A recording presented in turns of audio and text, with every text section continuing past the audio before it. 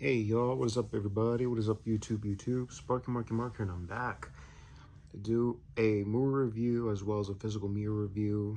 Of course, if you already know, it's the 4K for the first Nightmare on Elm Street. And with that, we'll talk about the first one and then I'll do the second one as well. So this was from 41 years ago, even though last year was the 40th anniversary since the first one got a standalone 4K release. I didn't manage to get there because I was waiting if they were going to do more, but it is what it is. So yeah, I go way back with this movie during the early days of AMC, and it would pop up in different channels, and I got very interested. And then, since then, I dug it ever since, and it's amazing. It was directed by the great Wes Craven, and I gotta say, it's very intriguing, very terrified. And of course, I'll leave you the link in the description box for the idea how this became the franchise that we know and love. So yeah. But all in all, folks, this is definitely a good movie a good horror film to watch, and I gotta say, magnificent. One of my homies was about 2 at the time when this film came out, and my homegirl was approximately about 7 at the time. Actually, she was about 6 at the time. So yeah, and another homie and another friend was about 7 at the time. So, but that other friend of mine who was 7 was not big on horror. So yeah, and among other things, this came out around the time before Silent Night, Deadly Night, around November of '84, November 16. And I'm gonna say the film is very very cool in a way. Here's a tagline: If Nancy doesn't wake up screaming, she won't wake up at all. So, good tagline. And this is a very intriguing story about a demonic creature stalking the nightmares of the kids on Elm Street, and then suddenly mystery deaths happen. One kid got blamed for it, and the next uh, cost him his life. And then what else? Then they're starting to face with a very evil madman who was once human, and then now they're gonna have to fight back. So yeah, very cool effects and an amazing performance of the villain Fred Krueger, played by the great Robert Englund. And I gotta say, wall to wall fun and wall to wall insane weaponry, sneaking around the victims, taunting them, giving them nightmares, and going in for the big fiasco, if you will, the big elimination, if you will. And I gotta say, very intrigued of a villain. That's all I'm gonna say. Unique villain. So yeah, that was the idea of, you notice, of a guy wearing a hat standing across the street in the middle of the night, and the next he sees the window and he's not there anymore. So that's since then played in his childhood memory. So yeah, and of course a foreigner who lived in the U.S. He also based on that. Another idea was that a foreigner, a Vietnamese young man, somewhere in his teens. So yeah, a young Vietnamese young man around teens, around early 20s, couldn't go to sleep because if he goes to sleep, then he won't wake up at all. And of course, and he kept it hidden in a coffee pot, drinking coffee and other things to keep him awake. But apparently, he fell asleep, and the next day they found him dead.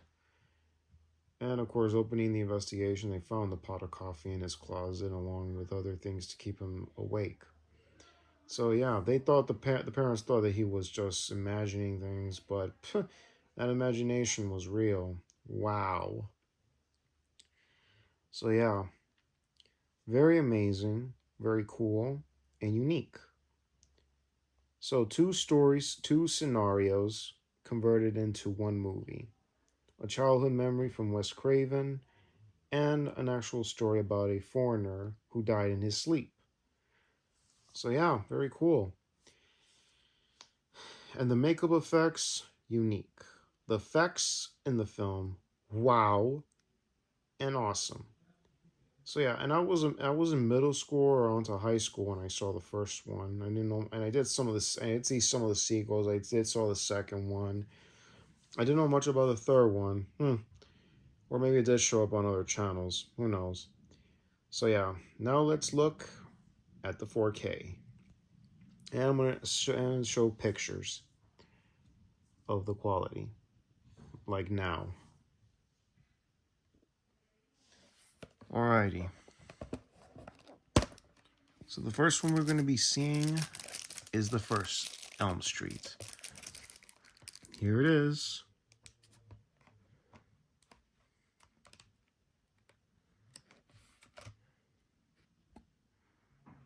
Amazing red case. Very cool, very cool. Nothing on the back side, but here it is. Alrighty, let's play it. Like now. Alrighty, so this is the 4K disc for the first Nightmare on Elm Street. Here it is when you put it in.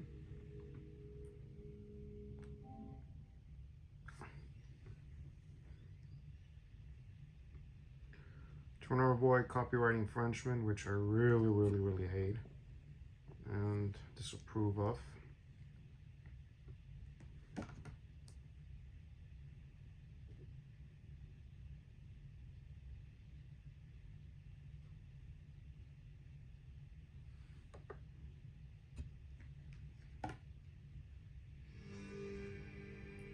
Warner Brothers Home Entertainment.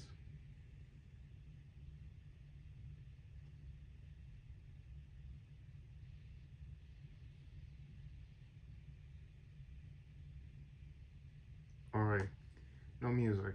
So, yeah.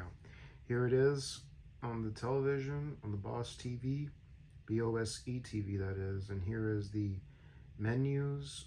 You got your scene selection. Too bad they don't tell you what details are these cards. So, yeah.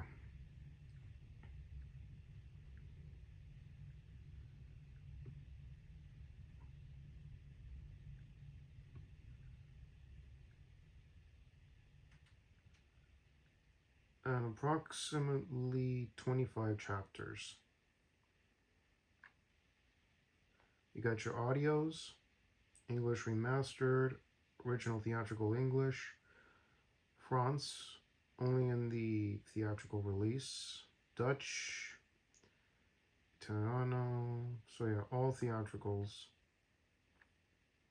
Not on the, I don't know, there's a, nah, never mind, maybe there is an uncut version, I'm not so sure of. Okay, and you got English subtitles, you got your English, you got your French, Deutsch, Italian, Espanol, Netherlands, Latino, Hispanic, Espanol, I can't even tell what these are, but here they are. So that's all there is. And we got special features. Audio commentary on the theatrical version of the film, focus point, alternate endings,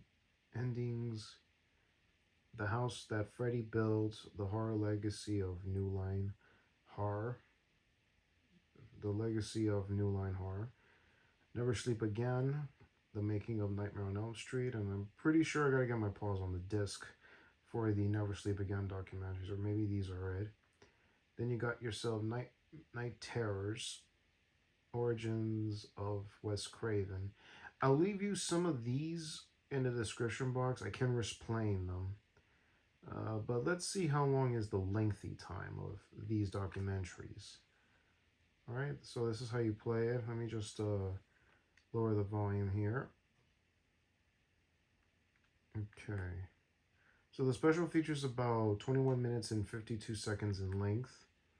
You got interviews from the executives at New Line, including Wes Craven, Sarah Keisher, if I said her name right, and Bob Shea, and the great Wes Craven, Robert Englund. One of the executives talks about that they're still very happy that to this very day, they're calling New Line Cinema the house that Freddy built. and had no idea that the success of the first movie would become a big hit. And of course, New Line Cinema, before everyone knows it, as the house that Freddy built, they were trying to get like genre type movies. And of course, they bought and distributed a movie called Reefer Madness, a couple of small low budget projects, but they thought that horror would be very good because it's instantly cheap to make, because they haven't got reach high to the totem of the industry. And they also did another project prior to that called Alone in the Dark, starring actor Jack Palance, but he didn't want to work nights, so there were two other guys doing the villaininess and the evilness at night, and did well. Until 1984, that time, they got crazier in the horror genre with A Nightmare on Elm Street. And first seeing the character of Freddy Krueger was very, very scary, very terrified. Plus, you have an interview with Sean Cunningham saying it was the birth hit of what became a really big hit. You got actress Heather Langenkamp saying that it made $4 million in opening weekend. Robert Englund said that people, dorm peak guys or people were coming to the theater to see it, and then they made home records and home sale and video rental sale at the time with RCA, with New Line Cinema. Well, before I talked about the VHS market, they also went on to do sequels, and the original Wes Craven and Heather Langenkamp didn't come to the back to the sequel because they felt like it was something up with it. And apparently that sequel became a big hit, and everyone was very terrified that the villain wants to come into the real world instead of being stuck in dream world, and very terrified with it. Then 3 came, and it was even a bigger hit, and it was like the coin to this day, the fan favorite. And then some people like number 4, and some dug number 5 all right. And also Heather Langenkamp talked about that doing successful projects and how well it was thought out, and over the years talking about how the sequels got a little love or hate, whichever. And then there have been the talks about the 6th one, which was Freddy's Dead, The Final Nightmare, and talking about that they were going in 3D, they have a VHS test, and they didn't know it was about the 3D, and they talk, and then go to had humor in it, which either was love or hated whatsoever. There were one-liners in this throughout the franchise, and yeah. And then suddenly we go to this, and of course over the years, before even Wes Craven's New Nightmare, there have been merchandises from Lunchbox, comic books, and posters, and then there were toys from the Funko Pop, the what was it, the Bobble Pops of bobbleheads of Freddy, and then Sideshow collectible figures, toys, including the Speaking Freddy doll, which is very kind of rare now, statue maquettes, and I'm like, wow, even Sideshow collectibles, including the Halloween costumes. They talk about that they see every little kid dressed up like Fred Krueger on Christmas every year. Can you believe that? And then also you have Jeffrey Reddick of New Line as well. Chuck Russell, director of Nightmare on Elm Street 3. They also talk about the merchandises and the whole projects throughout the years. And of course, Craven talks about for a long period of time when the franchise got more significant, and he came back and wasn't so pleased. And Robert talks about also talking about that the franchise, Wes Craven wasn't pleased of how the franchise went since the sequels. And then talking about Wes Craven's New Nightmare, talking about that I got a call from Bob Shea, and then Bob Shea plays himself, Wes Craven plays himself, Heather Langenkamp plays herself in Wes Craven's New Nightmare. That came out in 94. How they're going to bring him back since Fred Krueger was eliminated at the end of The Final Nightmare? Like, how? So they had to be playing reality things, and also the stalking part that Heather Langenkamp talked about in real scenario life, that she had been harassed by an individual, by an unknown male. Then she received the script, and it was pretty much about what was going on. And of course, they had to reminisce to the original, that we do see Freddy from the point of view of the kid, And then there's things going on when he's like in invisible form. And also talking about other projects over the years. And what else?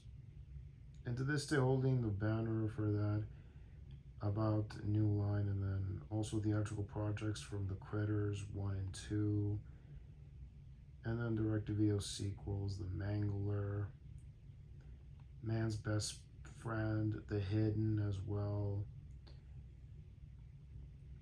and then suddenly the Blade movies, which was very good, which was making them more money, including the 1995, and then also talking about the 1995 film called Seven, which indeed is my buddy Kursky Films' favorite horror movie that came out the year he was born, and stars the great Morgan Freeman and Brad Pitt, explaining in all in details, and that also became a big hit. And then also other genre type projects, including Leatherface, The Texas Chainsaw Massacre 3 that was released in 1990 was huge.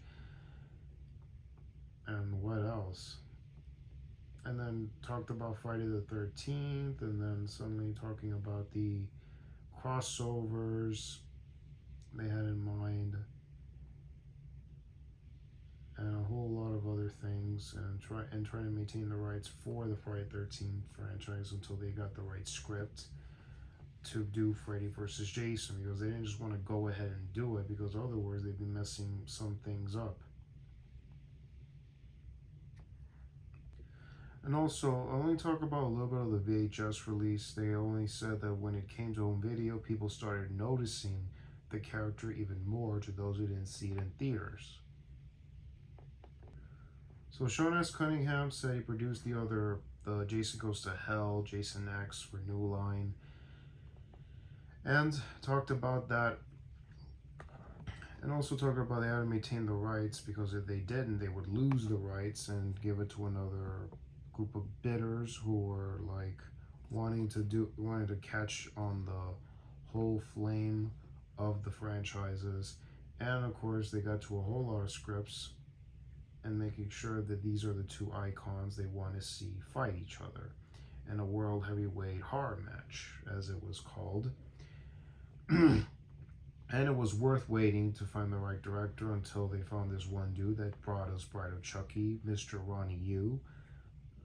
His last name is Y.U. Ronnie Yu, that is. And of course, the film became a big success, making approximately $80 million at the time. Big, fantastic, wonderful, wonderful, wonderful. And it was of course, for the, what do you call it, to this very day, loyal fans of horror in general. That's how it is called.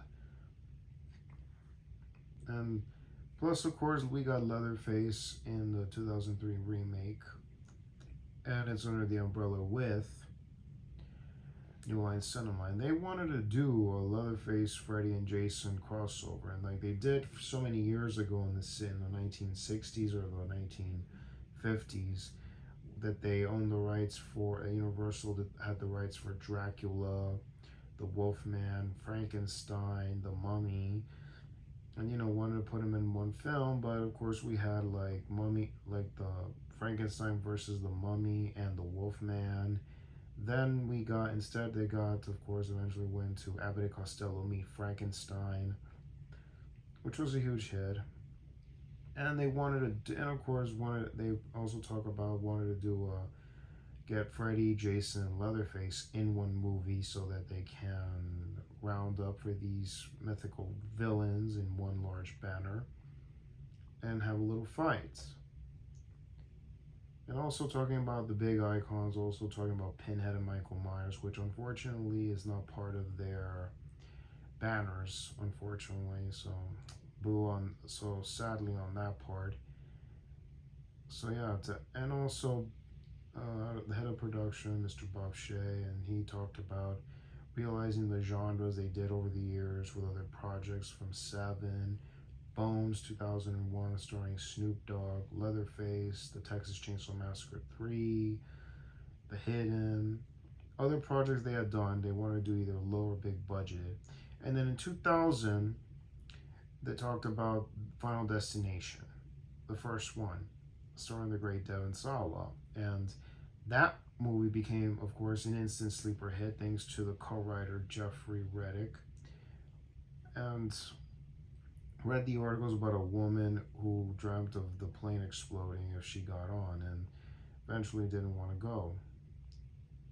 And that, of course, that film became a sleeper hit, and then they got sequels over the years, all became big hits, and of course, Lord of the Rings.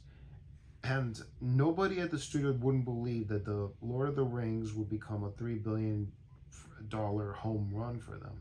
Like, wow, how crazy can you get?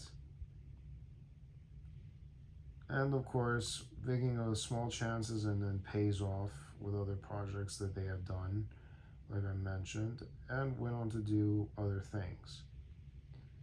And they would have had an idea of the Freddy versus Jason versus Leatherface versus Freddy versus Leatherface versus Jason versus Death in a Final Destination-esque movie. Like, that could have been a hell of an idea, but I'm pretty sure that certain other projects, that wouldn't be a good follow-up. And to this day, New Line Cinema kept making great stuff.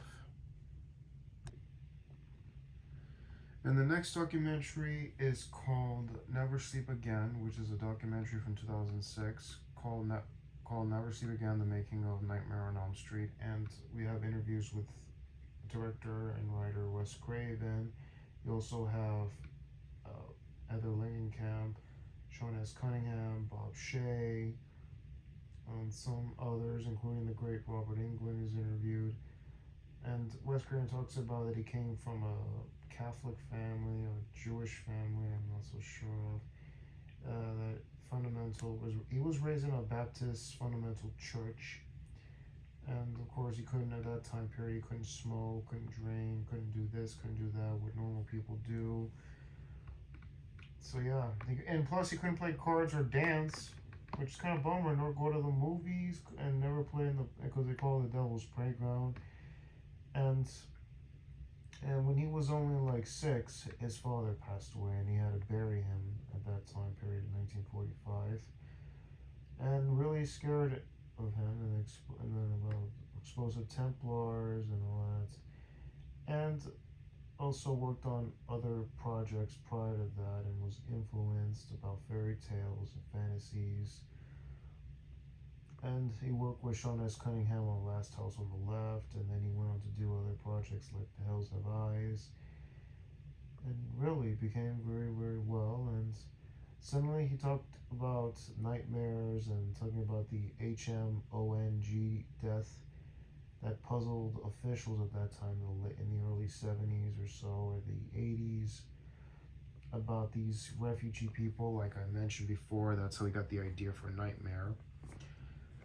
And so yeah, if he goes to sleep, there have been scenarios about people dying in their sleep, which indeed does happen in occasion, but not all the time. Claiming there was disease, even to this day, there's no clarification about nothing to do about sleeping and then you die in your sleep. But there have been some scenarios. Even told his family that if he goes to sleep, he'll never wake up.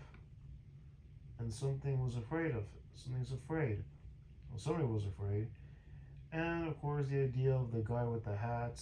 When Craven was a kid, like I mentioned, he saw a stranger standing around the corner with a hat, very late, ducked, and presumably he thought he saw a stranger with a hat. Looked outside, and there was no one there. So that image, of course, stuck with him as well, and wrote the idea for the villain. And of course, there talks about the media company the company called Media, and they distributed Nightmare on Elm Street, RCA Home Entertainment, and they had the distribution rights to release it on VHS in the market, including what was it? Not compact disc. What were those VHSs called before we even got to the real VHS? Home medias and all that stuff over the years since then. And what else? Also, Amanda Weiss is interviewed. Jim Doyle, the mechanical effects department, is interviewed. Mechanical special effects is interviewed. Jim Doyle, Amanda Weiss, and who else? And they talked about other actors that are not interviewed. Nick Corey, he played Rod in the film.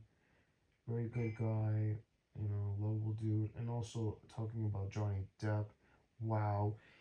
Yeah, a young Johnny Depp was in this film, if anybody knows or not. Like, wow. And of course, he plays the love interest to Heather Langenkamp's character. And, the typical dude, and among other things. And they got along very well on set, and among other things. And he's, of course, done well for himself, gone on other careers over the years. Then talk about John Saxon, great guy, very authority figure kind of character, hero to the Heather Langenkamp, and also the actress Ronnie Blakely, if I said her name right, plays Heather Langenkamp's mother in that movie, Mrs. Thompson. So yeah.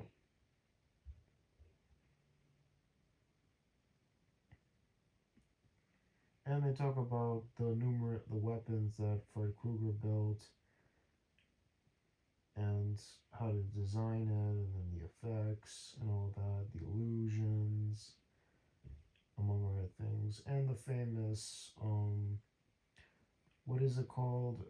The blood under the bed going up. That was a mechanical effect. They had to rotate the room upside down and dump the the whole blood on it, because that was also inspired by a Stanley Kubrick film that one of the effects guys or Craven saw called The Shining. And what else they did?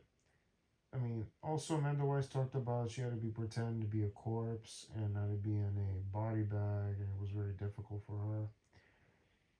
And then the effects, of course, the room upside down, which I mentioned. And really, that was one hell of effect. And also talking about the stunt guy, a stuntman actor doubling Robert Englund, Tony Cecere. He had to play Fred Krueger on fire. Like, he had to, before setting on fire, he had to fall under the stairs. Thank God there was safety items underneath. So yeah, it was literally a bit of a plywood that was cracked. It could have killed him. And shows alternate takes of Tony Cecere being on fire for nearly 30 seconds or so. And after that, they took out the fire. And also certain sequences, alternate parts. They had to battle the MPAAs to get the film. And there was an original alternate ending that was going to go, but then they decided to change the ending because it wasn't well received. And yeah. And what else? Even to this day, and also the composer Charles Bernstein. Yeah. And they had a little money on the budget to do the score for the film. Even to this day, they had to make it like a quasi dream with ringing noises, and even the little girls chanting the song of 1, 2, Freddy's coming for you, 3, 4, better lock your doors. So yeah. And of course, they had to battle the MPAA to cut some stuff, including censorship that was going down at that time period.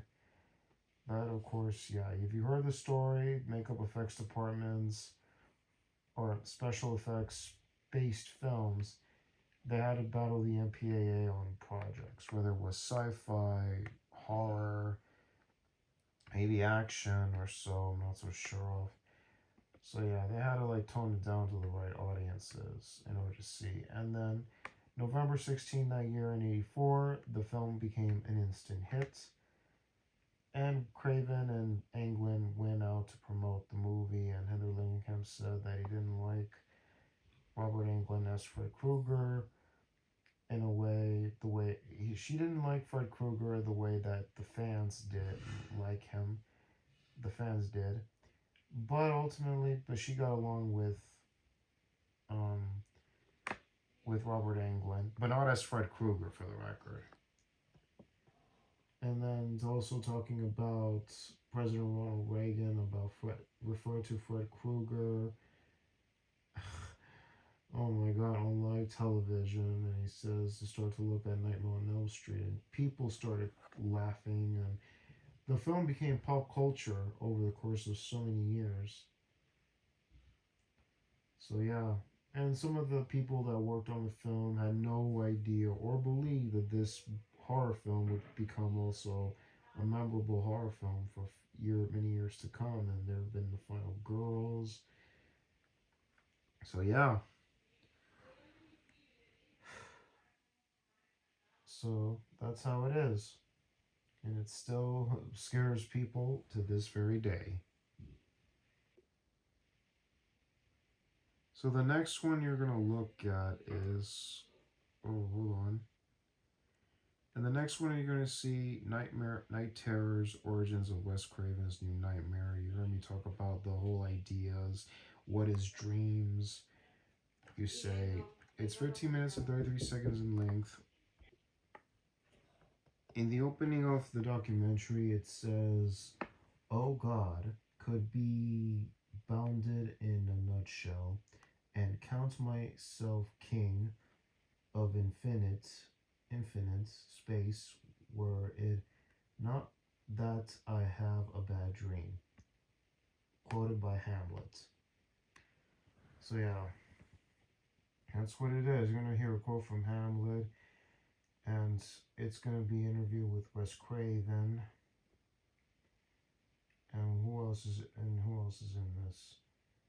And everyone talks about dreams, including what do you call this? A psychologist by the name, a juggling psychologist by the name of Dr. Don Califano, talking about the dreams, and over the course of many centuries. Also, you have David J. Scal, author of Hollywood Gothic, is interviewed, including Dr. Marjorie Miles, author of Dream Doors, Unlocking the Symmetry of your dreaming, if I'm not mistaken. Talking about the ancient gods of Egypt, including in China. All dreams are either like something that's about to happen, among other things. If I find the documentary, I'll leave you the link in the description box. It is described in very, very specific details. And the case scenario about a man who stabbed his wife and was sleepwalking. But it turned out they found the man guilty. And then so many years ago, in the early days of 1900s, about a woman woke up and sleepwalked on the 40th story of the building, and very astonishing how this person didn't die and fell by accident. So yeah, it's a very lengthy documentary, so pay attention to that, folks. So yeah, with that, let me take about a couple pictures of the quality of this movie.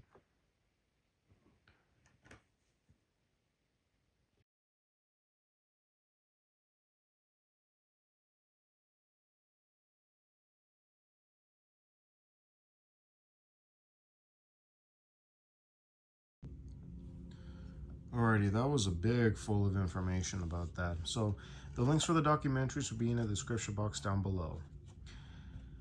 So y'all, if you like content like this or any other content on this channel, please click the bell and the subscribe button to be notified of all new uploads. Like the videos, always appreciate the thumbs ups. Have any opinion ratings of the contents, comments down below.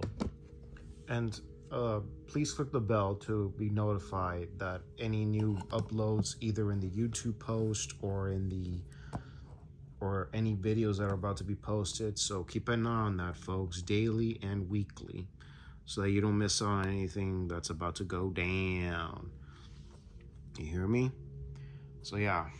And anything else more. Also, let's give a shout out to the Thingavars, to the physical media collectors, the watch collectors, toy collectors, autograph collectors, and all you collectors out there. Shouts to you all, cats and dogs. And especially let's give a shout out to my subscribers. You know who you all are. Shouts to you all. So yeah. And I'll be reviewing the next one pretty soon. So y'all, this is Sparky Marky Mark signing off. Y'all take care. God bless you. Enjoy Monday, y'all. And later. Gotta go.